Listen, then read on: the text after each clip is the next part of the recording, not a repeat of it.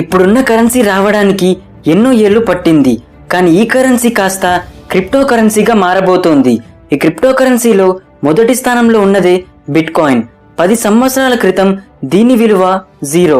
కానీ నేను వీడియో చేసే టైంకు దీని విలువ ఏకంగా 27 లక్షలకు చేరుకుంది. ఇంతలా పెరగడానికి కారణాలేంటి? అసలు బిట్ కాయిన్ అంటే ఏమిటి? అది ఎలా పనిచేస్తుంది? బ్లాక్ చైన్ టెక్నాలజీ ఎలా ఉంటుంది? మైనింగ్ అంటే ఏమిటి? బిట్ కాయిన్లో ఎలా ఇన్వెస్ట్ చేయాలి అనే వాటి గురించి ఈ వీడియోలో పూర్తిగా చెప్పబోతున్నాను. So let's start the episode. చాలా ఏళ్ల కిందట బార్టర్ సిస్టమ్ ఉండేదని మీకు అందరికీ తెలుసు. బార్టర్ సిస్టమ్ గురించి తెలియని వాళ్లకు ఒక చిన్న ఎగ్జాంపుల్ ఇస్తాను. ఏ అనే పర్సన్ దగ్గర ఒక కప్ నిండా రైస్ ఉంది, కానీ అతనికి అది తినాలని లేదు. దాని ప్లేస్లో యాపిల్ తినాలని ఉంది. బి అనే పర్సన్ దగ్గర ఒక యాపిల్ ఉంది, కానీ అతనికి రైస్ తినాలని ఉంది. ఇక్కడ వాళ్ళిద్దరూ వాళ్ళకు కావలసిన దానిని ఎక్స్చేంజ్ చేసుకుంటారు. దీనిని వాల్యూ ఎక్స్చేంజ్ అని, బార్టర్ సిస్టమ్ అని అంటారు.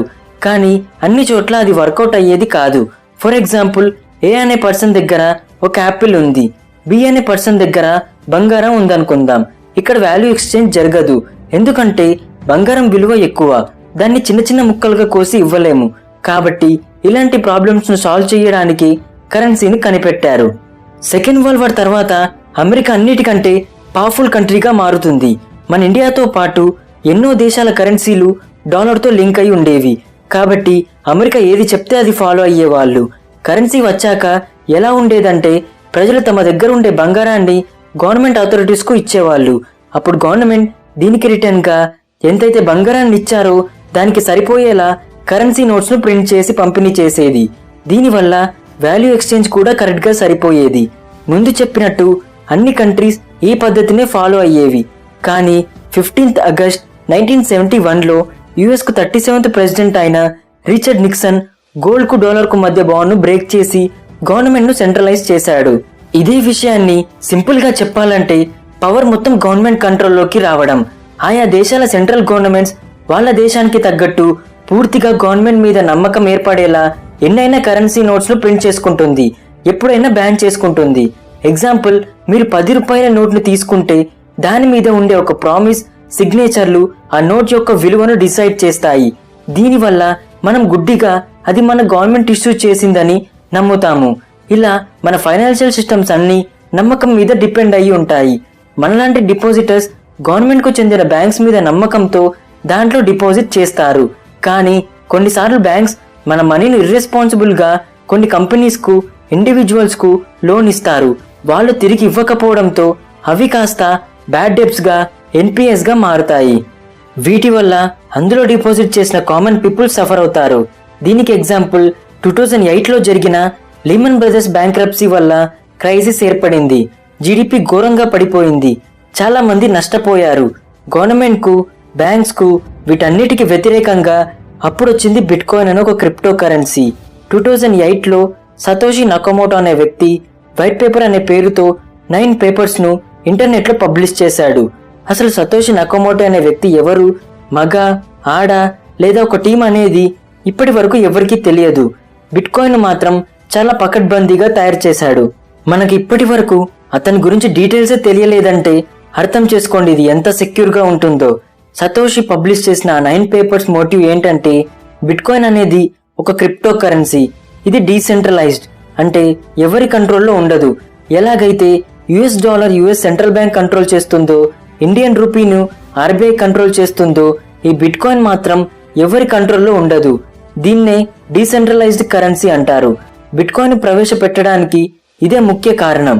ఇక్కడ మీకు సెంట్రలైజ్డ్కు, డీసెంట్రలైజ్డ్కు డిఫరెన్స్ తెలియాలని ముందు ఆ స్టోరీను చెప్పాను. 2008 క్రైసిస్ తర్వాత దాదాపు 2000కు పైగా క్రిప్టో కరెన్సీస్ వచ్చాయి. వాటన్నిటిలో మొదటి స్థానంలో ఉన్నది బిట్ కాయిన్. ఇది ఒక డిజిటల్ కరెన్సీ.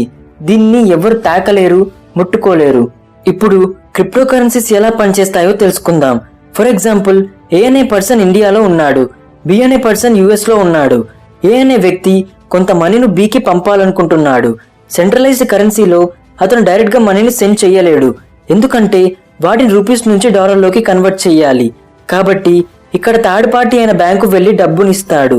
అప్పుడు బ్యాంక్ కొంత అమౌంట్ను ఛార్జ్ చేసి రూపీస్ను డాలర్లోకి కన్వర్ట్ చేసి యుఎస్లో ఉన్న బి అనే వ్యక్తికి పంపుతాయి. డీసెంట్రలైజ్డ్ అయిన బిట్కాయిన్ లాంటి క్రిప్టో కరెన్సీస్ వల్ల ఇక్కడ బ్యాంక్స్ లాంటి థర్డ్ పార్టీస్ ఉండవు. ఏ అనే వ్యక్తి డైరెక్ట్ గా బి అకౌంట్ లోకి ట్రాన్స్ఫర్ చేయవచ్చు. మన ఇండియన్ రూపీ సప్లై కనుక అబ్జర్వ్ చేస్తే అది అన్లిమిటెడ్. ఎందుకంటే మన గవర్నమెంట్ ఎప్పుడు కావాలంటే అప్పుడు ఎన్నైనా నోట్స్ ప్రింట్ చేయగలదు. కానీ బిట్ కాయిన్ లో అలా కాదు. దాని సప్లై లిమిటెడ్ లో ఉంటుంది.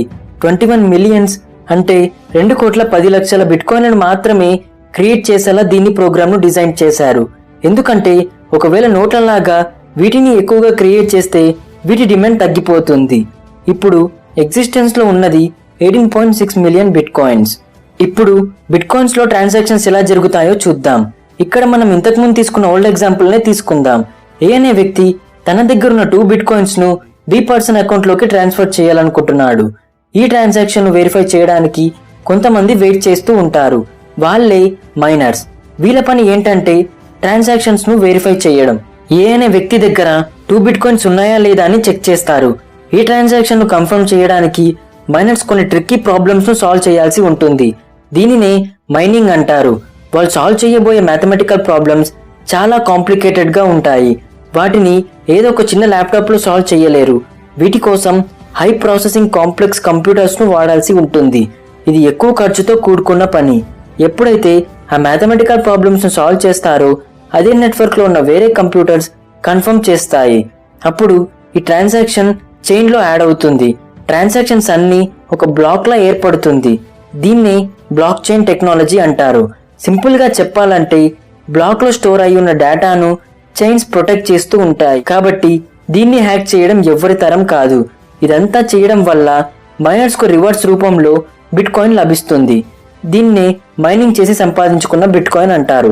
కొంతమంది ఇన్వెస్ట్మెంట్స్ రూపంలో అంటే బిట్ కాయిన్ లో కొంత మనీను ఇన్వెస్ట్ చేసి కొన్ని రోజులు హై రిటర్న్స్ కోసం వెయిట్ చేస్తూ డబ్బులు సంపాదిస్తారు. ఇంకొంతమంది బిట్ కాయిన్ ఆల్టర్నేట్ కరెన్సీగా వాడతారు. అంటే కాయిన్స్ లేదా మనీను ట్రాన్స్ఫర్ చేసుకోవడం. యుఎస్ఏ, జపాన్, జర్మనీ, స్విట్జర్లాండ్ లో బిట్ కాయిన్ ఒక లీగల్ టెండర్ గా వాడడం స్టార్ట్ చేశారు. అంటే వాటితోనే స్టాక్స్ ను కొనడం, హోటల్స్ లో పేమెంట్ చేయడం, ఇళ్లను కొనడం లాంటివి స్టార్ట్ చేశారు. ఈ ప్రాసెస్ ఇంకా ఇండియాలో రాలేదు. ఫ్యూచర్ లో రావచ్చు. ఇవి కనుక పూర్తి స్థాయిలో అందుబాటులోకి వస్తే బ్యాంక్స్ ఇబ్బందుల్లో పడతాయి. కాబట్టి ఇవి ఎప్పుడు క్రిప్టో కరెన్సీస్ కు వ్యతిరేకంగా ఉంటాయి. బిట్ కాయిన్ ఇండియాలో ఇల్లీగల్ కాదు. 2008లో ఆర్బీఐ బిట్ కాయిన్ బ్యాన్ చేయమని కోర్టులో పిటిషన్ వేసిన సుప్రీంకోర్టు మాత్రం బిట్ కాయిన్ ఇల్లీగల్ కాదని, అది లీగల్ గా కంట్రీలో ప్రొసీడ్ అవుతుందని వాళ్ళు వేసిన పిటిషన్ ను కొట్టేసింది. ఇప్పుడు బిట్ కాయిన్ వల్ల ఎలాంటి లాభాలున్నాయో చూద్దాం. నెంబర్ 1, ఇందులో బ్యాంక్స్ లాంటి మిడిల్ మెన్ లేదా థర్డ్ పార్టీలు ఉండవు. నెంబర్ 2, బిట్ కాయిన్స్ వల్ల ఫారిన్ ఫండ్స్ ను ఈజీగా ట్రాన్స్ఫర్ చేయవచ్చు. ఇందులో బ్యాంక్స్ ఉండవు కాబట్టి ఛార్జెస్ తక్కువగా పడతాయి. నెంబర్ 3, తక్కువ టైంలోనే ట్రాన్సాక్షన్స్ జరుగుతాయి. అదే బ్యాంక్ లో అయితే మినిమం 2 నుంచి 3 రోజుల సమయం పడుతుంది. నెంబర్ 4, ఇది బ్లాక్ చైన్ టెక్నాలజీతో నడుస్తుంది కాబట్టి హై సెక్యూరిటీ ఉంటుంది. హ్యాకింగ్ కు ఛాన్స్ ఉండదు. నెంబర్ 5, జియోగ్రాఫికల్ బ్యారియర్స్ ఉండవు కాబట్టి ఎక్కడి నుంచి అయినా ఎవరికైనా ట్రాన్స్ఫర్ చేయవచ్చు. దీనివల్ల లాభాలే కాకుండా నష్టాలు లేకపోలేదు. ఇందులో పలానా వ్యక్తికి ట్రాన్స్ఫర్ చేశాడని ఉండదు. ట్రాన్సాక్షన్స్ అన్ని ఐడి రూపంలో ఉంటాయి. ఈ ఐడి నుంచి ఈ ఐడికి ఇన్ని బిట్ కాయిన్స్ వెళ్ళాయని, ఇంత క్యాష్ వెళ్ళిందని మాత్రమే ఉంటాయి. కాబట్టి ఐడిని కొంచెం రాంగ్ గా ఎంటర్ చేసినా మనం పంపినవి ఎవరికి వెళ్ళిందనేది ఎవరు చెప్పలేరు. ఇక్కడ మిడిల్ మెన్స్ ఉండరు. అదే బ్యాంక్ లో అయితే బ్యాంక్స్ కి తెలుస్తుంది. ఈ ప్రాబ్లమ్ ను సాల్వ్ చేస్తాయి. కానీ బిట్ కాయిన్ లో ఈ ప్రాబ్లం సాల్వ్ కాదు. నెంబర్ 2, ఇందులో డబ్బులు ఎవరికి పంపుతారో తెలియదు కాబట్టి డార్క్ వెబ్ లో ఉన్న వాళ్ళు దీన్ని వెపన్స్, డ్రగ్స్ లాంటి ఇల్లీగల్ యాక్టివిటీస్ కు వాడుకుంటారు. ఇది ట్రెడిషనల్ ఫైనాన్స్ సిస్టమ్ కాకపోవడంతో లా ఎన్ఫోర్స్మెంట్ ఏజెన్సీస్ ఆ ట్రాన్సాక్షన్స్ ను ట్రాక్ చేయలేరు. నెంబర్ 3, బిట్ కాయిన్స్ ను బేస్ చేసుకొని చాలా మంది ఫ్రాడ్ గాళ్ళు వీటిలో వివిధ రకాల స్కామ్స్ ను చేస్తూ వచ్చారు. ఎప్పుడు దీని ప్రైస్ ఒకేలా ఉండదు. డిసెంబర్ 2017లో ఒక్క బిట్ కాయిన్ సుమారు $19,000 చేరుకుంది. కానీ మార్చ్ 2020 కల్లా ఒక్క బిట్ కాయిన్ విలువ $4,000 పడిపోయింది. కానీ మళ్ళీ కొన్ని నెలల తర్వాత $42,000 చేరుకొని హైయెస్ట్ రికార్డును క్రియేట్ చేసింది. నేను ఈ వీడియో చేసే టైంకు $27,000 చేరుకుంది. ఇది ఎప్పుడు స్థిరంగా ఉండదు. ఒక్క బిట్ కాయిన్ విలువ దాదాపు 27 లక్షలకు పైనే ఉంటే మిడిల్ క్లాస్ ఫ్యామిలీస్ అయిన మేము ఎలా కొనగలం అనే డౌట్ ఒకటి మీలో చాలా మందికి వచ్చి ఉంటుంది. మీరు ఒక్క బిట్ కాయిన్ ను కొనాల్సిన అవసరం లేదు. బిట్ కాయిన్ ను ఫ్రాక్షన్స్ లో కొనవచ్చు. అంటే బిట్కాయిన్లో చిన్న చిన్న భాగాల్లో కొంత భాగాన్ని కొనవచ్చు. వీటిని కొనడానికి WazirX, ZebPay, CoinSwitch, Kuber, coin DCX లాంటి చాలా క్రిప్టో ఎక్స్చేంజ్ ప్లాట్ఫామ్స్ ఉన్నాయి. వాళ్ళ యాప్స్ నుంచి వీటిని కొనవచ్చు. ఇందులో ఇన్వెస్ట్ చేయాలంటే కొంచెం రిస్క్ తీసుకోక తప్పదు. ఇన్వెస్ట్ చేసిన మనీకు రిటర్న్స్ వచ్చినా లాసెస్ వచ్చినా తట్టుకునే స్ట్రాటజీ మీకున్నప్పుడే ఇందులో ఇన్వెస్ట్ చేయండి. అలాగే పూర్తిగా దీని గురించి తెలుసుకొని ముందే ఎక్కువ డబ్బుతో కాకుండా 100 రూపీస్ లాంటి చిన్న అమౌంట్తో ఇన్వెస్ట్మెంట్స్ను స్టార్ట్ చేయండి.